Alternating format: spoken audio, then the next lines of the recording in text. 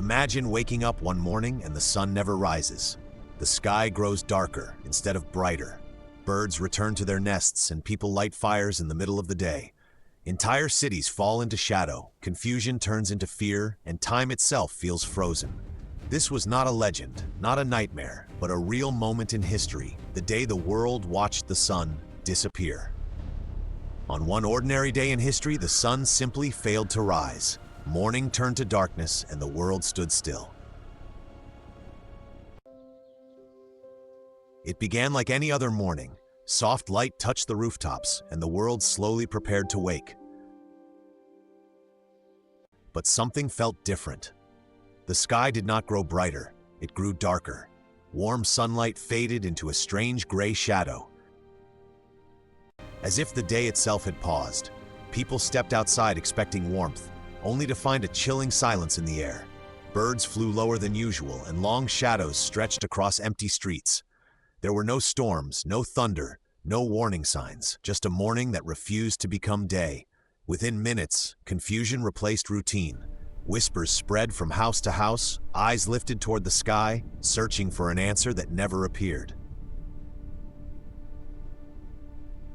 Because on that ordinary morning, the sun did not rise as it always had, and history would soon remember it as the beginning of a very dark day. As the sky continued to darken, nature was the first to notice. Flocks of birds that had just taken flight suddenly turned back toward their nests, as if evening had arrived far too early. Farm animals grew restless. Horses shifted nervously in their stalls, cattle gathered close together, and distant howls echoed from the edges of the fields. A cold wind swept across the land, bending trees and scattering leaves through empty paths. The air no longer felt like morning. It felt unfamiliar, heavy, and wrong. Forests fell into an unnatural stillness, no chirping, no movement, only a silence so deep it seemed to press against the ears. People would later write that the world felt paused, as if time itself had slowed beneath a darkened sky. Because before humans understood what was happening, the natural world had already reacted, and it was not calm, it was warning. As the darkness deepened, people could no longer ignore it. Doors opened across towns and villages, faces turned upward, searching the sky for a sunrise that never came. The sky darkens, but our fires will hold. Aye, like the beacons, we must see. The glow rises, shadows flee. To the square. Warn the others. Forward, together. Within minutes, confusion became fear.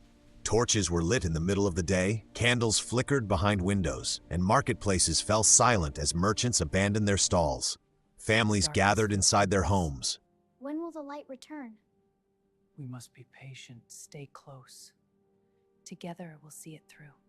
Whispering uncertain prayers, holding on to small flames of light as if they could hold back the night itself. Across the cities, church bells rang, temples filled with anxious voices, and crowds raised their hands toward a sky that offered no answers. It was not just darkness, it was the feeling that something was terribly wrong. By midday, the world no longer looked like day. Cities that should have been filled with sunlight stood beneath a sky as dark as evening. Streets were lit not by the sun, but by torches and lanterns. Windows glowed with candlelight, their small flames trembling against an unnatural shadow. Shops closed early, footsteps faded, and entire neighborhoods fell into an eerie stillness. In churches and temples, crowds gathered in quiet desperation. Hands were raised toward the heavens. Voices whispered prayers, searching for meaning in a sky that offered none. It was not a storm, not an eclipse, not a passing cloud. It was a darkness that felt alive, stretching across rooftops and towers, turning noon into night for hours. Cities remained frozen in dim blue silence, as if the world itself was holding its breath, waiting for the sun to return.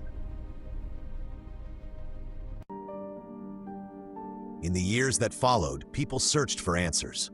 Some believed a distant volcanic eruption had filled the sky with ash, blocking the sunlight far beyond its origin. Others pointed to the possibility of a rare solar eclipse, a cosmic alignment that darkened the world without warning. There were also theories of massive dust storms, unusual atmospheric conditions, and shifting climate patterns that history failed to record clearly. This coastline is inaccurate. See here, the estuary is missing. Indeed, the currents are also mischarted. These markings indicate an older expedition. A correction is needed. Precisely. We must document this. Each explanation offered a piece of logic, yet none could fully recreate the strange silence or the overwhelming darkness described by those who lived through it. In the end, the theories brought understanding, but never certainty, because sometimes history provides possibilities, not proofs. Long after the darkness lifted, the memory of that day remained. Journals were filled with descriptions of silent skies, dim afternoons, and the uneasy feeling that something beyond understanding had occurred. Generations passed, cities changed, yet the story survived in whispers and written lines.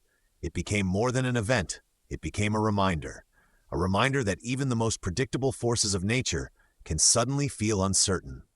Historians would later name it the darkest day. But names could not explain the fear or the stillness that people carried in their memories. And perhaps that is why the story endures, not because of what was proven, but because of what was never fully answered.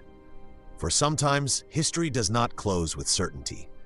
It simply leaves us looking at the sky, wondering what truly happened that day.